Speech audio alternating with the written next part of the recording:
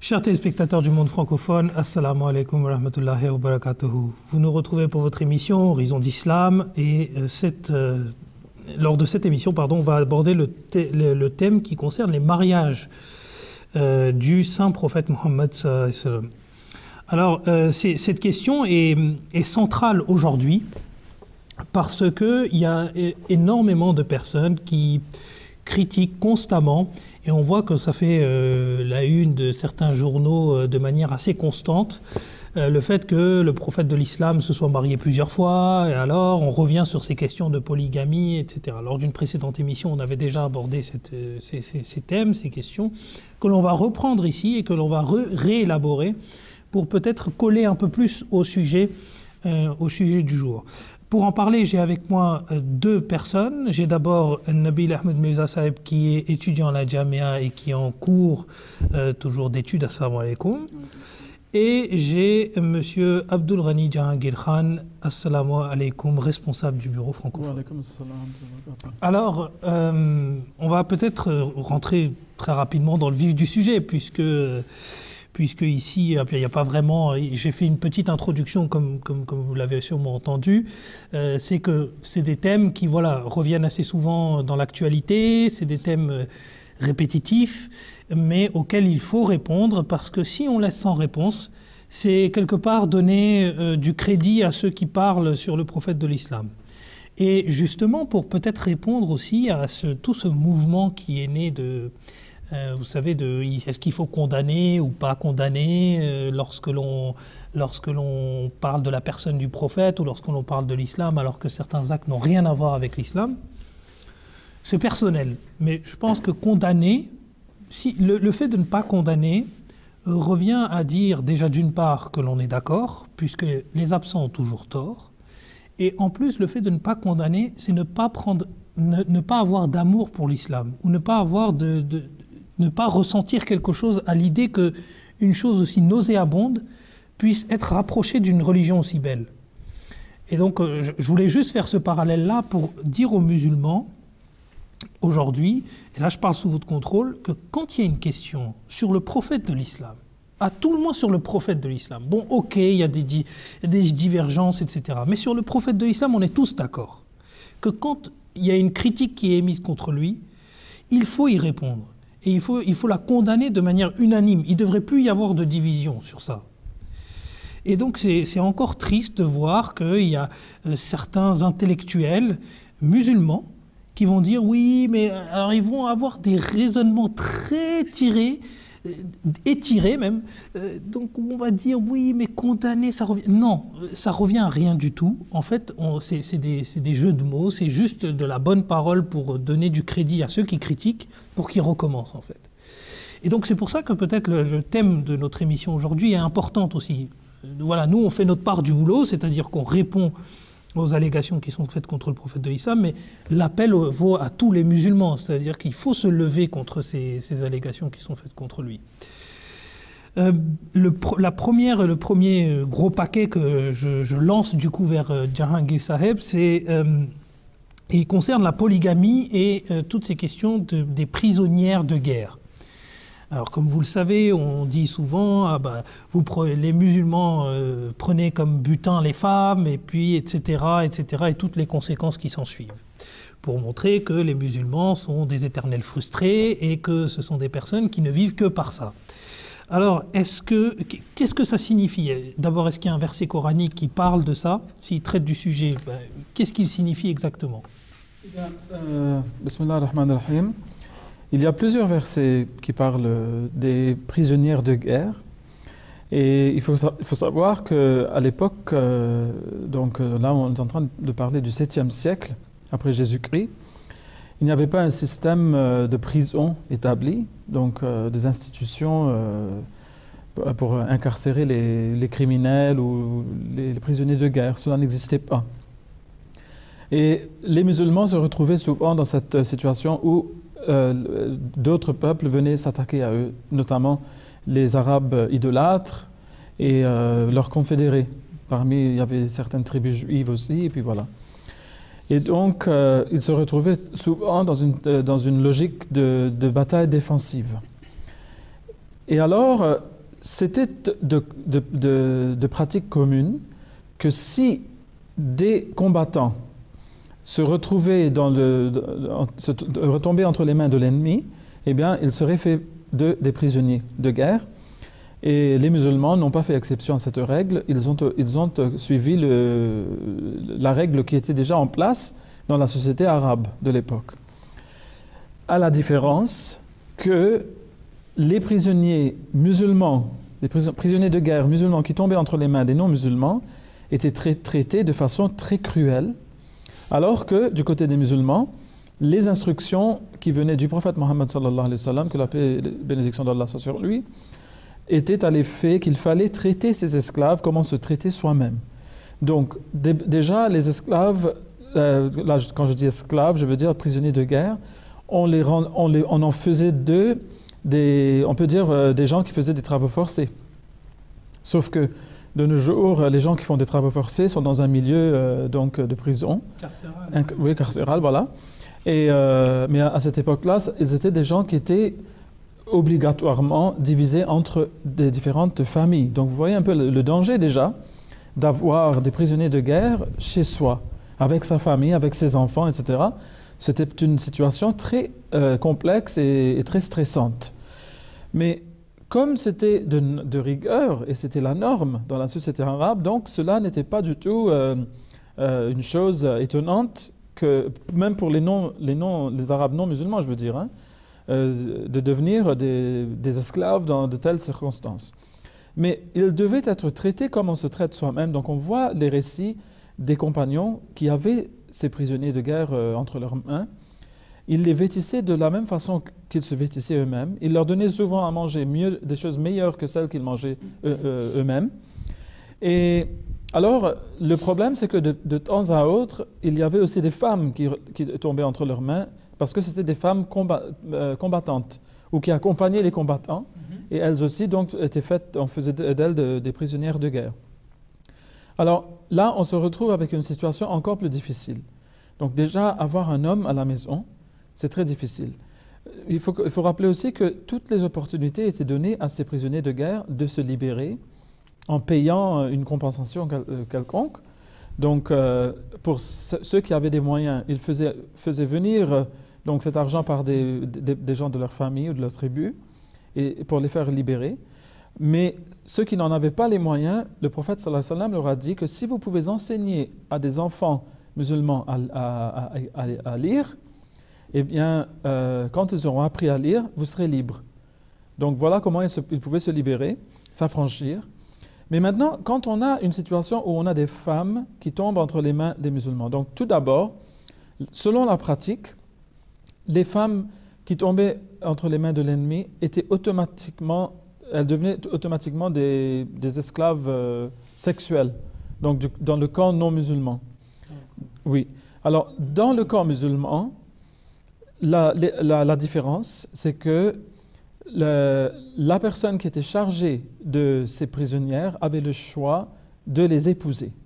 Alors, il y a un verset dans le Coran qui parle justement de cela et qui dit que vous pouvez épouser les femmes libres, celles que vous aimez, parmi les femmes libres, donc vous en tant que pluriel, hein, ou de parmi celles que votre main droite possède, notamment les prisonnières de guerre.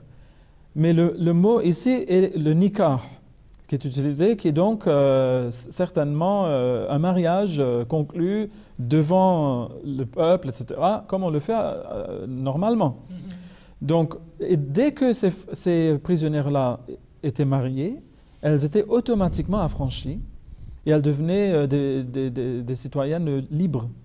Et leur mariage précédent, si elles étaient mariées, était considéré comme nul, du coup.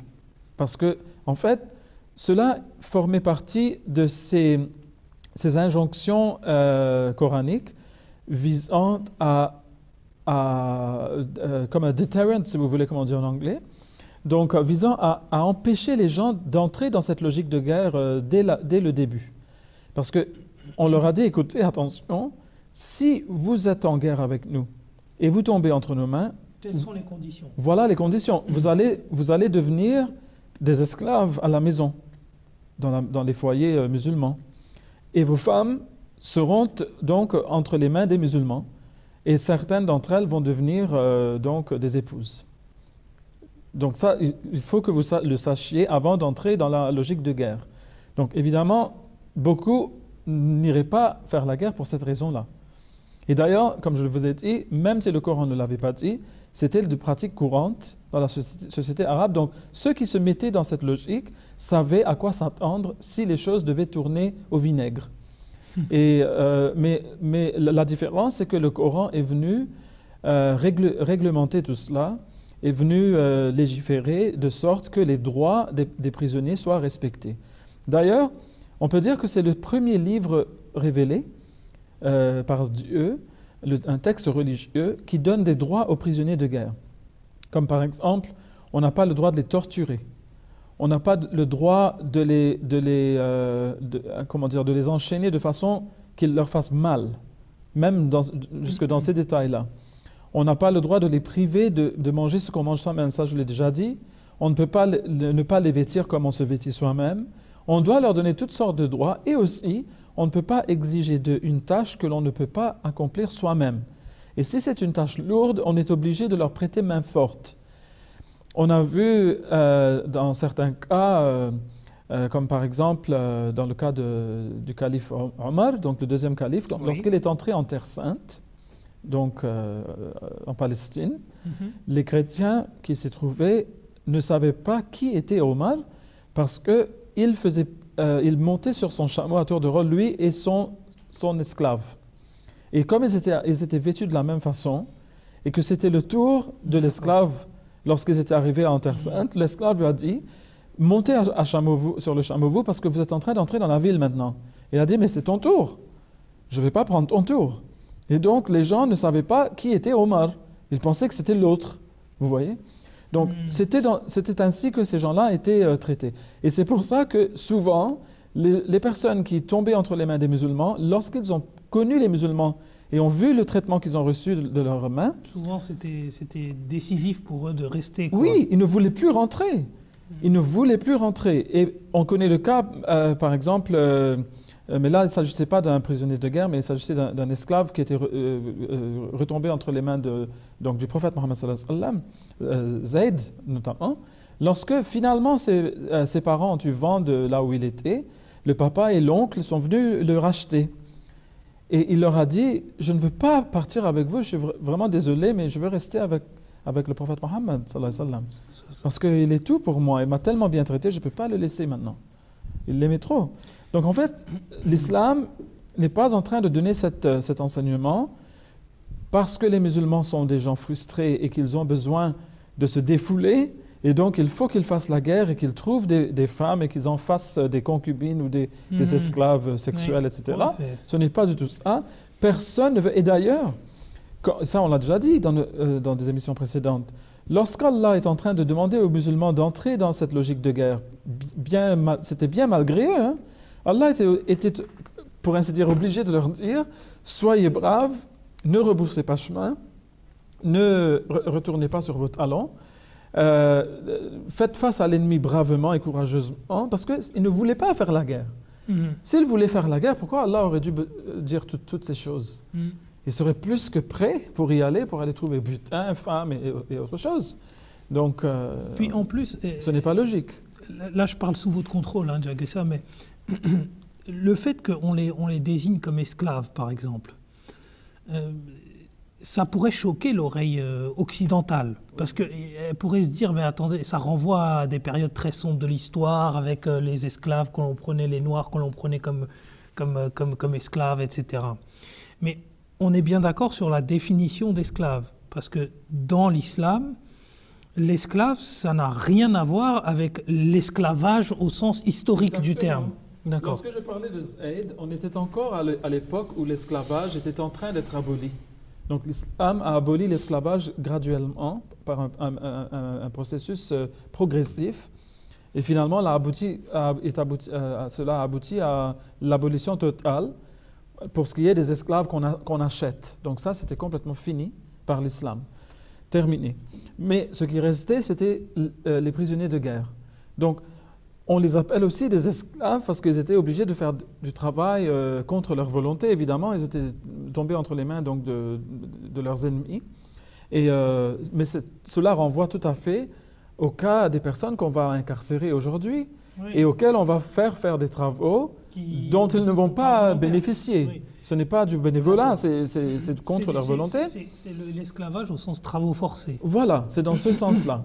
Et on ne peut pas revendre ces esclaves-là, mais les esclaves de ce genre-là, donc ceux qui font des travaux forcés parce qu'ils ont fait la guerre, ils sont en train d'être punis donc pour avoir fait la guerre aux musulmans, d'avoir tué des musulmans sans raison, eh bien ces gens-là, même là, on leur donne la chance de s'affranchir, soit en payant une compensation quelconque, soit en éduquant, parce que l'éducation est une chose valorisée, en éduquant des jeunes musulmans. Ça, c'est très clair.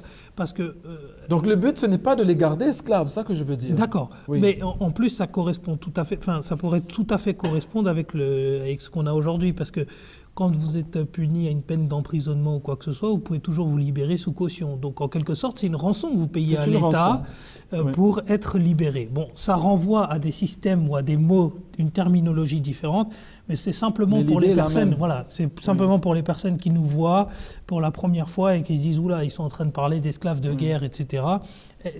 Enfin, on est d'accord sur la terminologie, en tout cas. Vous voyez, pourquoi est-ce que ceci existe dans le Coran? C'est parce que même aujourd'hui, il y a des parties dans le monde où il n'y a pas de prison. Il n'y a pas des lieux où incarcérer les criminels ou les criminels de guerre ou les prisonniers de guerre. Cela n'existe pas partout. Mais cela ne veut pas dire que la guerre ne va pas y éclater. Si la guerre éclate dans un milieu où il n'y a pas cette facilité, eh bien, il faudra qu'il retombe sur cet enseignement de base qui a été donné par le Coran. Mais dans ces endroits où il y aura des prisons, on va donc retomber sur la prison. Et là, on ne va plus distribuer les prisonniers de guerre dans des familles musulmanes, car, comme je l'ai dit, cela est une chose très dangereuse. C'est prendre votre ennemi chez vous. Donc, ce n'est pas une chose facile à faire. Et donc, il faut comprendre, il faut tout mettre en contexte pour pouvoir bien comprendre ce texte. Très bien.